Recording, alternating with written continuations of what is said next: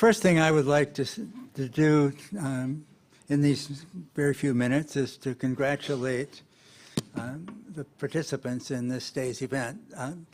The presentations have been concise, powerful, organized, and thought-provoking, and I think that they've been kind of remarkable range of views and levels of understanding of a very complex set of issues.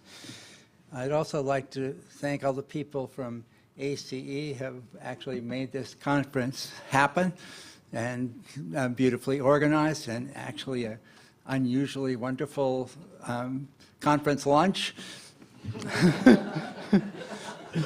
And the people from Pearson who collaborated so intensely in this work and financed it in an important respect. All of this has produced a very good day. What have we learned from our research and from our conversation? And what do we need to be thinking about as we leave?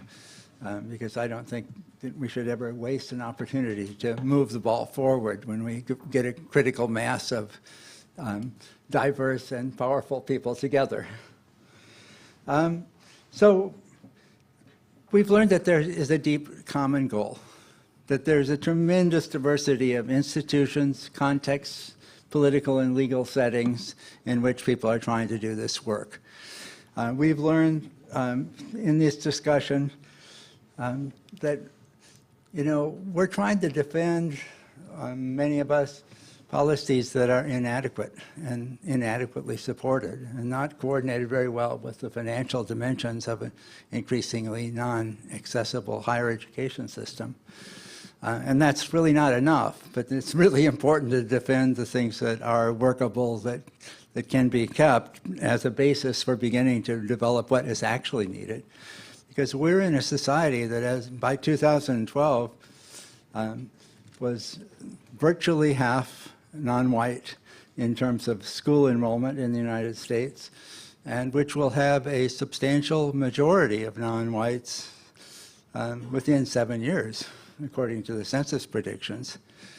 Our colleges aren't ready for that. They don't really reflect it yet. Certainly our faculty doesn't. And our public schools are becoming more segregated and more unequal, and steadily have since the Supreme Court slashed school integration beginning in the 1990s and going through 2007. So our students are unequally prepared. Poverty's deepened among young people in our society, particularly if you take free lunch as a measure. We are almost half poor among our young people. So we have big things to consider. And what do we learn from this survey? We've learned that colleges are doing this in a variety of different ways.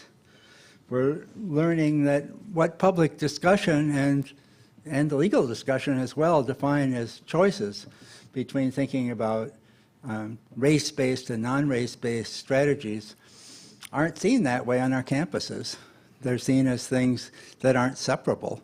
The places that do race-based affirmative action, and that's especially true of the more selective colleges, but true of many more colleges than we knew about that aren't very selective, are also doing everything else they can think of. And many of the colleges that don't do or never did race-based discussions aren't doing the alternatives either. And the big alternative of social and economic status consideration isn't very big so far on our campuses, and of course would be very expensive to do honestly, given the tremendous poverty of so many of our students. So we've learned that really what it looks like isn't doing one or the other, but it's basically doing both or neither. And that's a very important way of really understanding what we learned from this survey. It's both or neither. It's really the kind of institutional choice rather than one or the other. In our discussions, it's clear that we need to disseminate what we actually know about the benefits of diversity more widely than we'd have. It's a consensus in the research community, and it's even admitted by the courts, but it's really not very well understood even by our own faculties and administrative staffs. And it certainly isn't very well understood by much of the public. That this is not a choice where one group wins and one group loses. This is actually a positive-sum game. And it's the only positive-sum game, really, for our society, since we're going to become a society without a racial majority very soon, and we have tremendous inequality and polarization that we need to overcome, which the news events of our time show us almost every week. Now, what do we need to do right now? Within the next 2 months, we've got to provide whatever information we can to the United States Supreme Court, which may be about to make a fateful decision. Some people think it'll be better, some people think it'll be worse. Nobody's very happy about this case. This is a kind of a very poorly defined case with a very weak record. The University of Texas hasn't done what the University of Michigan did so splendidly in the Grutter case. We have to help however we can, get whatever information we can to the courts through our organizations, our campuses, and elsewhere. We need to think about the kinds of issues that are going to the court now, if you look and read the briefs. Do we need diversity by both race and by class within race? That's something the University of Texas says is really important, that Julie has recently talked about, and the other side said isn't important. Can we just add up minority groups like the challengers to the University of Texas have done and say we've got enough, even though we only have about 4% black students at the University of Texas? Does that matter? What do we know about the effects of isolation?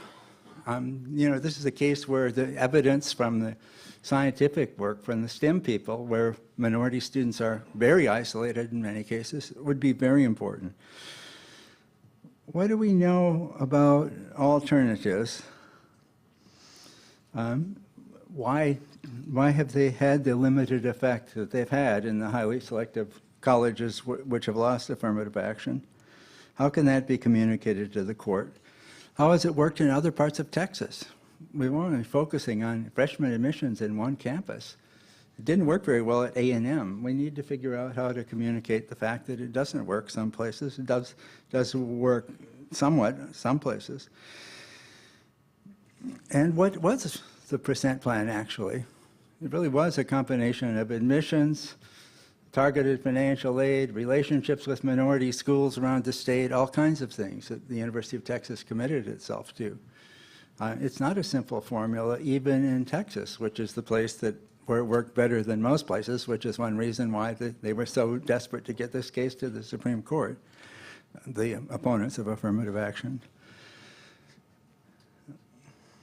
So there's other issues I think we need to be thinking about in the long run. People aren't communicating between the data from high schools in the arguments about colleges. In California, we find that a black or Latino student is only about 1/10 as likely as a white or Asian student to be in a really high-performing high school. And we're in a state that admits only 1/8 of its students to the University of California, less. So if you're not a high-performing high school, you're pretty much wiped out of that population. But in the courts and in the public discourse, we act as if it's just a college decision and that we don't really have to think about the inequality of the preparation that we give, and then that we punish the students for it retroactively. We need to think about how we can mine the data that we already have from this survey and from other kinds of surveys, the student climate surveys, the HARRY surveys, the other NICE surveys, and so forth. Is there stuff that can be extracted from there that might be relevant to this case and to the ongoing debate?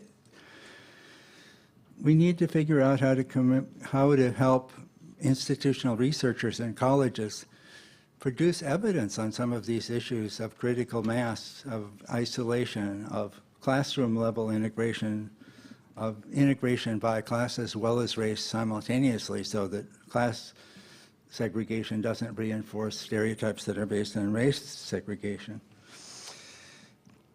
We heard in our discussions today of the really critical importance of leadership in terms of what actually happens on campus, both at the high executive level of the presidency and in all of the interstices of the university, where the different parts of the university have to work together to make this work. Many forms of leadership, and of the importance of communicating a central value to the university communities and to their constituencies, those who watch them and have graduated from them. This all reinforces something that we learned back in the 1950s in Gordon Allport's classic writing about integration. The conditions that he prescribed there of equal status interaction and strong central leadership have now been proven all over the world, actually in hundreds of studies, to really make a difference for the quality of the outcomes. So what do we need to do as we leave? Don't just go to back to your offices or to where you came from, but think about what you could do in the short run and the long run.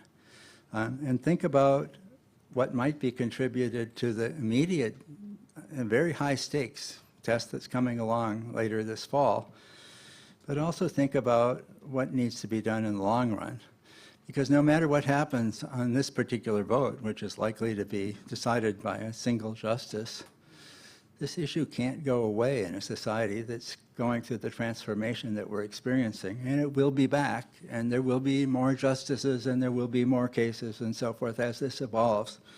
So think about this both in terms of what you can do on your campus, what your campus and your institutions might do about the immediate arguments that are going on in the country, and also the fact that this is something that, as long as you are involved in this multiracial, rapidly changing society, you have to be concerned about. Thank you very much.